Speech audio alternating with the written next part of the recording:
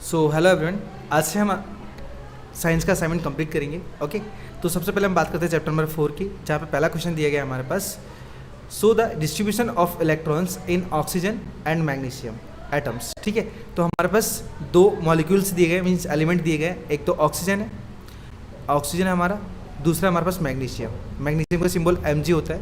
ठीक है, अब जो ऑक्सीजन के पास जो इलेक्ट्रॉन्स होते हैं ना, या फिर हम बोल सकते हैं जो इनका एटॉमिक नंबर होता है वो इलेक्ट्रॉन्स के इक्वल होता है। तो इसका जो एटॉमिक नंबर है वो 8 होता है, और मैग्नीशियम का जो एटॉमिक नंबर वो 12 होता है। तो अब हमारे पास हम ऑर्बिट की बात कर लेते हैं।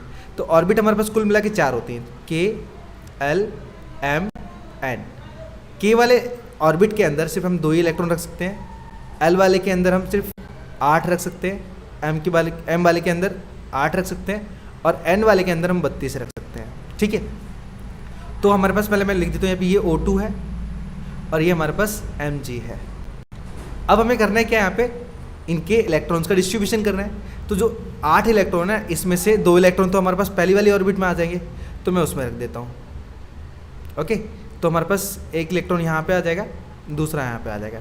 बचे कुल मिला के 6 इलेक्ट्रॉन, तो 6 हम दूसरे ऑर्बिट में रखेंगे। तो हमारे पास 1 2 3 4 5 6। वैसे देखो, हमें इलेक्ट्रॉन डिस्ट्रीब्यूशन करना था, कोई कॉन्फ़िगरेशन कंप्लीट नहीं करना है यहाँ पे, सिर्फ इलेक्ट्रॉन को शो करना है। अगर इसकी चार्ज वगैरह पूछा जाए तो यहाँ पे -2 आएगा, बिकॉज क्या है, हमारे पास यहाँ पे 2 इलेक्ट्रॉन की कमी रह गई, क्योंकि एल वाले ऑर्बिट के अंदर हम 8 इलेक्ट्रॉन मतलब हमें रिक्वायरमेंट चाहिए होती, अरे सॉरी, एल वाली ऑर्बिट के अंदर 8 इलेक्ट्रॉन की रिक्वायरमेंट होती है, बट हमने 6 रखे, तो 2 इलेक्ट्रॉन बाकी रह गए। तो हम यहाँ पे चार्ज पूछे तो चार्ज बता सकते हैं, बाकी इसमें चार्ज नहीं पूछा, सिर्फ इलेक्ट्रॉन का डिस्ट्रीब्यूशन पूछा, तो हमने ऑक्सीजन का बता दिया। ठीक है, अब यहाँ पे रख सकते हैं कि हमारे पास जो इलेक्ट्रॉन है वो हमने किस प्रकार से रखे, पहले हमने 2 रखे, फिर रखे हमने 6। ठीक है, और तीसरा ऑर्बिट तो आया ही नहीं यहाँ पे। इसी तरीके से हम बात करते हैं मैग्नीशियम की। तो मैग्नीशियम में 12 होते हैं, जिसमें से 2 इलेक्ट्रॉन हम पहले वाले ऑर्बिट में रख देंगे, पहली वाले ऑर्बिट में रख दिया। अब दूसरे वाले ऑर्बिट में के लिए कितने बच्चे हमारे पास इलेक्ट्रॉन्स, उसके लिए बच्चे हमारे पास 10। तो क्या करेंगे हम, 8 हम रख देते हैं, बिकॉज अभी हमारे पास 10 बचे इसलिए। तो 2 इधर रख दिए हमने, 2 4 हो गए, 4 2 6 6 2 8 इलेक्ट्रॉन रख दिए। अब 10 मतलब 2 इलेक्ट्रॉन और बच रहे हैं हमारे पास। ठीक है, ठीक है, क्यों, देखो मैं आपको दिखा देता हूँ यहाँ पे। 2 इलेक्ट्रॉन, फिर 8 इलेक्ट्रॉन, फिर 2 बच रहे, बिकॉज देखो 2 और 8 10, 10 और 2 12 इलेक्ट्रॉन थे, जिसमें से 2 ऑर्बिट में हमने कंप्लीट कर दी है, उसका कॉन्फ़िगरेशन भी कंप्लीट हो गया। अब थर्ड ऑर्बिट हमें और लेना पड़ेगा, बिकॉज 2 इलेक्ट्रॉन और बच रहे हैं। तो मैं एक ऑर्बिट और तैयार करता हूँ, जस्ट वेट।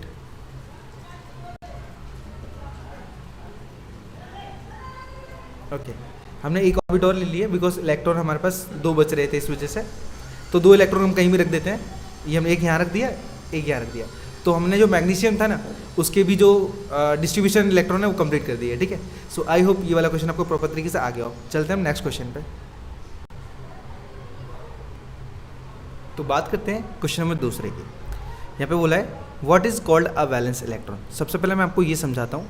तो यहाँ पे दिया है the electrons arrange in the outermost cell of the molecule of an elements are called valence electron. देखो, सबसे पहली बात, हमने जो पहला क्वेश्चन अटेंड किया था ना, वहाँ पे हमारे पास K, L, M, N, ये S इस प्रकार से ऑर्बिट दिए गए थे। तो हमारे पास जैसे पहला ऑर्बिट है K, तो यहाँ पे जो रिक्वायरमेंट होगी ना इलेक्ट्रॉन की, वो 2 इलेक्ट्रॉन की रिक्वायरमेंट होगी। ठीक है, ये 2 इलेक्ट्रॉन की रिक्वायरमेंट होगी। तो यहाँ पे क्या है, अब 2 इलेक्ट्रॉन की रिक्वायरमेंट थी और हमने 2 इलेक्ट्रॉन रख दिए। रखने के बाद तो उसकी जो कॉन्फ़िगरेशन है वो पूरी हो जाती है, तो इसी को हम वैलेंस इलेक्ट्रॉन कहते हैं। ठीक है, अब बात ये बोला है कि explain the important of valence electron. तो यहाँ पे क्या है, रीज़न क्या है, मतलब क्या है कि इसका इंपॉर्टेंट बहुत ज़्यादा है वैलेंस इलेक्ट्रॉन का। तो यहाँ पे बोला है the emission spectrum of a molecule and the chemical properties of the molecule can be explained by the valence electron. कहने का मतलब है कि यहाँ पे जो केमिकल प्रॉपर्टीज़ है ना मॉलिक्यूल की, उसे एक्सप्लेन कर सकते हैं वैलेंस इलेक्ट्रॉन के द्वारा, कि वहाँ पे इलेक्ट्रॉन को वो लूज़ कर रहा है, कि गेन कर रहा है, कि न्यूट्रल रख रहा है। ठीक है, वो हम इन्हीं के द्वारा, आउटर मोस्ट लेयर के द्वारा ही बता सकते हैं। ओके, चलिए तो बात करते हैं क्वेश्चन नंबर 3 की। 3 में हमारे पास बोला गया है कि of the number of electrons in an atom is 8। Okay, मतलब हमारे पास क्या दिया है कि कोई भी मतलब है ना एलिमेंट है जिसके पास, या फिर बोल सकते हैं किसी कोई एटम है जिसके पास इलेक्ट्रॉन की संख्या 8 है। एंड बोला है and the number of protons is also 8, और प्रोटॉन की संख्या भी कैसी है 8 है। तो यहाँ पे बोला है कि what would be the atoms number of an atom. तो पहली बात अगर हम बात करेंगे ना कि कौन सा एटम होगा जिसका एटॉमिक नंबर 8 होगा, ठीक है, तो वो होगा हमारे पास ऑक्सीजन, वो होगा हमारे पास ऑक्सीजन, बिकॉज हमारे पास क्या हा ही ली बे बो क ना हो, मतलब 8वें नंबर पे ऑक्सीजन आ रहा है, ठीक है। तो जो हमारे पास ऑक्सीजन का इलेक्ट्रॉन नंबर 8 है हमारा, तो उसका एटॉमिक नंबर भी 8 ही होगा, ठीक है। तो ये हमारे पास ऑक्सीजन है। अब आगे क्या बोला हमारे पास कि what would be the atomic number of the atom. Atomic number बोले ना, तो एटॉमिक नंबर तो 8 हो गया, हाँ ये तो कंप्लीट हो गया हमारे पास पहला वाला पॉइंट, हमने फर्स्ट पॉइंट कंप्लीट कर लिया। अब बोला है कि हमारे पास कि what is the electric charge of the atom. देखो तो इसका -2 आएगा, ठीक है, -2। अब -2 कैसा है, देखो मैं आपको पहले बताता हूँ। -2 ऐसा है जैसे हम क्या करिए, देखो हमने ये पहला ऑर्बिट लिया और हमारे पास ऑक्सीजन के पास कुल मिला के 8 इलेक्ट्रॉन होते हैं, मैं यहाँ पे लिख रहा हूँ 8 इलेक्ट्रॉन होते हैं। पहले ऑर्बिट में हमने 2 दे दिए, अब दूसरे ऑर्बिट में क्या है हमारे पास, उसके लिए हमारे पास सिर्फ 6 इलेक्ट्रॉन बचे, तो हमने 1 2 3 4 5 और 6 कुल मिला के क्या किया 8 इलेक्ट्रॉन रख दिए। अब उसके पास, अब देखो ये जो ऊपर वाली ऑर्बिट है उसको कंप्लीट करने के लिए कितने इलेक्ट्रॉन और चाहिए, 2 इलेक्ट्रॉन, तो वो -2 में चले जाएगी, तो उसका जो हमारे पास चार्ज हो जाएगा ना वो O-2 हो जाएगा, ठीक है। तो ये हमारे पास तीसरे वाले का भी क्वेश्चन आंसर आ गया, ठीक है। तो अब हम बात करते हैं क्वेश्चन नंबर 4 की। 4 में क्या दिया है, व्हाट आर आइसोबार और आइसोमेट्रिक एलिमेंट, ठीक है। आइसोबार और आइसोमेट्रिक एलिमेंट्स क्या होते हैं उन्हें हम समझते हैं। यहाँ पे लिखा गया है कि molecules of different element having unequal atomic number, कहने का मतलब है ना ऐसे मॉलिक्यूल्स जिनके एटॉमिक नंबर डिफरेंट हो but equal atomic masses are called isobar और आइसोमेट्रिक। कहने का मतलब ये है, जैसे एग्जांपल में मैं लेता हूँ यहाँ पे एग्जांपल में हमारे पास आर्गन और हमारे पास कैल्शियम हो गया, इनके जो एटॉमिक नंबर होता है वो डिफरेंट होता है। जैसे आर्गन का हमारे पास 18 होता है और कैल्शियम का हमारे पास 20 होता है, बट इनके जो एटॉमिक मास होते हैं ना वो इक्वल होते हैं। तो इसका 40 है हमारे पास आर्गन का और कैल्शियम का भी 40 है, ठीक है। तो कहने का मतलब ये है कि जिनके एटॉमिक नंबर डिफरेंट हो बट एटॉमिक मास सेम हो उन्हें हम आइसोमेट्रिक या फिर आइसोबार कहते हैं, ठीक है। दूसरी बात, since this elements are different, ये दोनों के दोनों एलिमेंट डिफरेंट है, their chemical properties are different, तो इनके केमिकल प्रॉपर्टीज भी डिफरेंट होगी। अब यहाँ पे क्या बोला है, only the number of nucleus in the molecules of these elements in the same. कहने का मतलब इनके जो न्यूक्लियस होते हैं सिर्फ वही सेम होते हैं और इसी वजह से इनके जो एटॉमिक मास होते हैं वो इक्वल होते हैं, ओके। सो आई होप आपको ये 4th वाला क्वेश्चन प्रॉपर तरीके से आ गया हो। चलते हैं 5th वाले पे।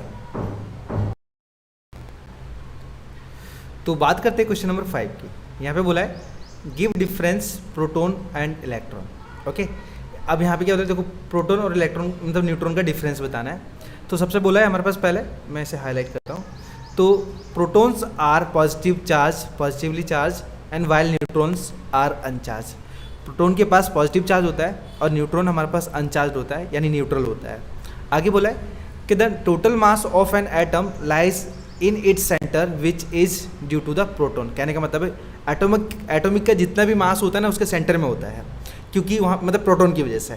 अब आगे बोला है द न्यूट्रॉन हैव 0 मास, और न्यूट्रॉन के पास क्या है 0 मास होता है, जस्ट यहाँ पे अनचार्ज भी होता है 0 मास भी होता है। And the number of protons in a molecule in the same as the atomic number of the molecule. कहने का मतलब ये है कि प्रोटॉन की जितनी संख्या होती है उतना ही उस मॉलिक्यूल का एटॉमिक नंबर होता है, ठीक है। एंड लास्ट पॉइंट हमारे पास दिया है कि mass in isobar elements depends on neutron, मतलब जितना भी मास है ना वो एक आइसोबार एलिमेंट है, ठीक है, क्योंकि उसके न्यूट्रॉन की वजह से। बस यही है हमारे पास क्वेश्चन नंबर 5 का आंसर। चलते हैं क्वेश्चन नंबर 6 के ऊपर। तो अब हम बात करते हैं क्वेश्चन नंबर 6 के। यहाँ पे बोला है so the electronic configuration of chlorine and silicon. तो हमारे पास क्लोरीन, एक तो क्लोरीन के बोला है और दूसरा हमारे पास बोला है सिलिकॉन। तो इसका जो एटॉमिक नंबर होता है ना वो हमारे पास 17 होता है और सिलिकॉन का जो एटॉमिक नंबर होता है वो 14 होता है, 14। तो इनके इलेक्ट्रॉन्स भी सेम ही होंगे हमारे पास, क्योंकि एटॉमिक नंबर इलेक्ट्रॉन के इक्वली होते हैं। तो अब हमारे पास इसके 17 है, तो सबसे पहले हम इसे रखते हैं। तो रखेंगे कैसे, देखो इसको अरेंज करेंगे 2:8, तो 2 और 8 10 हो गया। अब बचे कितने हमारे पास 7 बचे, तो यहाँ पे 7 दे दो।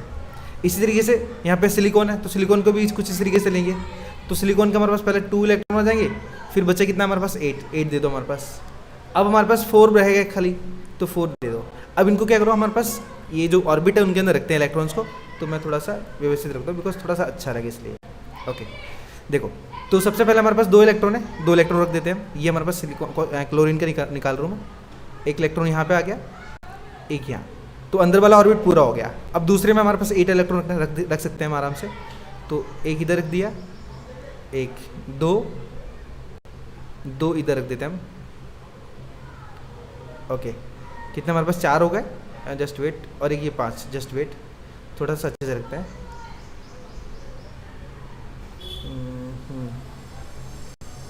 एक इलेक्ट्रॉन यहाँ रख दिया, एक इधर और एक इधर।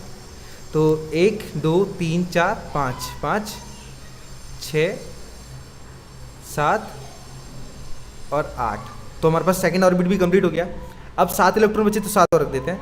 तो हमारे पास 1 2 3 4 5 6 और 7 इलेक्ट्रॉन रख दिए। ठीक है, अब बात करते हैं हम सिलिकॉन की। लेकिन यहाँ पे हम देखेंगे ना क्लोरीन में, तो इसमें क्या होता है ना, जस्ट वेट, हाँ इसके अंदर क्या होता है कि हमारे पास जो ऊपर वाली ऑर्बिट है, मतलब थर्ड ऑर्बिट है ना, ठीक है, उसके अंदर भी कुल मिला के 8 इलेक्ट्रॉन्स होने चाहिए। ठीक है, 8 इलेक्ट्रॉन होने चाहिए, बट उसके अंदर तो 7 ही इलेक्ट्रॉन है। तो यहाँ पे क्या देखो, और भी चीज़ बोली कि इसकी वैलेंसी बताओ। तो वैलेंसी हमारे पास क्या होगा, हमारे पास क्लोरीन है, तो क्लोरीन में हमारे पास क्या हो जाएगा ना, जस्ट वेट, हाँ,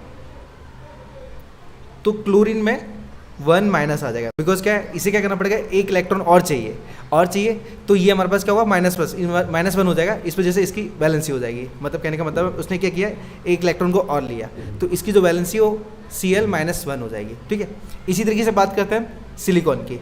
तो सिलिकॉन में हमारे पास क्या दिया गया, पहले 2 इलेक्ट्रॉन है, 2 इलेक्ट्रॉन रखते हैं हम अच्छे से। ओके 2 इलेक्ट्रॉन रख दिए। अब सेकेंड ऑर्बिट में आते हैं, तो यहाँ पे रखते हैं हम 8 इलेक्ट्रॉन, 1 2 3 4 5 6 7 और 8 सेकेंड ऑर्बिट में भी रख दिए। अब थर्ड ऑर्बिट की बात करते हैं, तो यहाँ पे एक देखो इलेक्ट्रॉन आप कैसे भी रख सकते हो, मैं तो थोड़ा क्या डेकोरेट कर रहा हूँ, एक तरह के जमा रहा हूँ। 2 3 4, अब 4 ही इलेक्ट्रॉन है हमारे पास, तो अब 4 तो कम पड़ गया हमारे पास। तो हमारे पास जो सिलिकॉन है वो या तो लूज़ कर सकता है, अगर लूज़ करेगा तो हमारे पास क्या 2 ऑर्बिट तैयार हो जाएंगे, और गेन करेगा तो तीसरी ऑर्बिट भी तैयार हो जाएगी।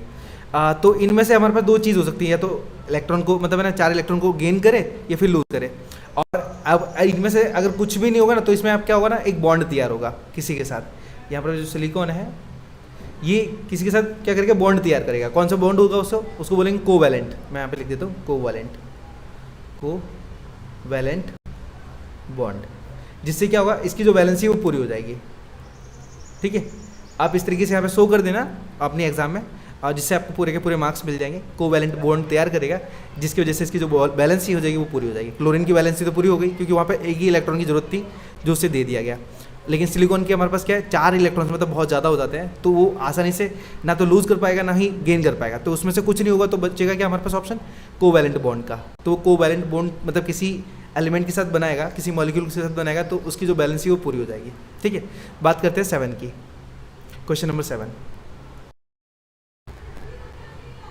तो अब हम बात करेंगे क्वेश्चन नंबर 7 की। यहाँ पे दिया है the composition of the nucleus of the 2 atomic species so below. हमारे पास यहाँ ब्रैकेट में दिए स्पीसीज 2 है, एक्स और वाई, जिनके प्रोटॉन और न्यूट्रॉन दिए गए हैं। ठीक है, तो यहाँ पे प्रोटॉन की संख्या कितनी 6 है, यहाँ पे भी 6 है, और न्यूट्रॉन की संख्या यहाँ पे एक्स के लिए 6 है और वाई के लिए 8 है। आगे बोला है फर्स्ट वाले ऑप्शन में हमारे पास बोला है कि calculate the atomic mass of and X and Y. ठीक है, हमें एक्स और वाई के एटॉमिक मास काउंट करने हैं।